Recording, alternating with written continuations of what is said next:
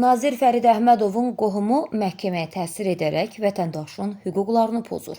Belə bir iddia ilə adının açıqlanmasını istəməyən xanım şikayətçi Prezident İlham Əliyevə açıq müraciət edib. Bakı şəhər sakini olan şəxs xahiş edir ki, üzləşdiyi ciddi qanunsuzluq və özbaşınalıqla bağlı müraciətinə cavab verilsin. Xanım şikayətçinin sözlərinə görə ona məxsus qiyməti təxminən bir neçə 100 min manat olan Mercedes Gelanvagin markalı avtomobil artıq 2 aydan çoxdur ki, qanunsuz olaraq onun əlindən alınıb. Hazırda isə harda saxlanılması barədə heç bir məlumatı yoxdur. Stat. Bu qanunsuz hərəkətə səbəb kimi qarşı tərəfin Azərbaycan Respublikasının Ədliyyə Naziri Fərid Əhmədovun qohumu, doğma bibisi oğlu olması göstərilir. Halbuki həmin şəxs mənə borcludur.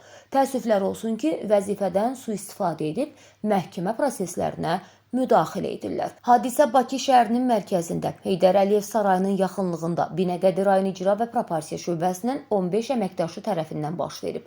Həmin şəxslər mənə qarşı kobud davranış və qadın olduğumu nəzərə almadan hörmətsizlik göstərərək avtomobilimi əlimdən alıblar. Məsələ ilə bağlı mən bir neçə dəfə rəsmi görüşlər keçirmişəm. Əvvəlcə Ədliyyə Nazirinin müavini Mübariz Əhmədovla görüşmüşəm və iradlarımı bildirmişəm. Heç bir nəticə əldə olunmadı. Daha sonra Azərbaycan Respublikası Prezidentinin hüquq mühafizə orqanları və hərbi məsələlər üzrə köməkçisi cənab Fuad Ələsgərovla görüşərək özbaşınalığı və qanunsuzluğu müzakirə etmişəm. Ələsgərov məni çox yaxşı qarşıladı, məsələnin həll olunması və avtomobilimin qaytarılması üçün göstəriş verdi. Lakin bu göstəriş də yerinə yetirilmədi. Bundan sonra 6 mart tarixində Qobustan rayonunda Azərbaycan Respublikası Ədliyyə Naziri Fərid Əhmədovun qəbuluna getdim. Lakin mən qəbul edilmədim və mühafizəçiləri tərəfindən kobud davranışa məruz qaldım.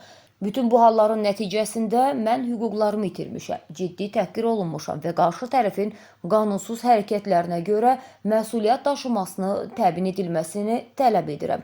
Qanunsuz olaraq əlimdən alınmış avtomobilimin mənə qaytarılmasını xahiş edirəm deyə vətəndaş müraciətində qeyd edir.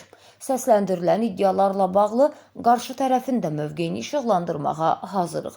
Ümid edirik ki, lazımi qurumlar məsələni nəzarətə götürüb qanun çərçivəsində həllinə çalışacaqlar.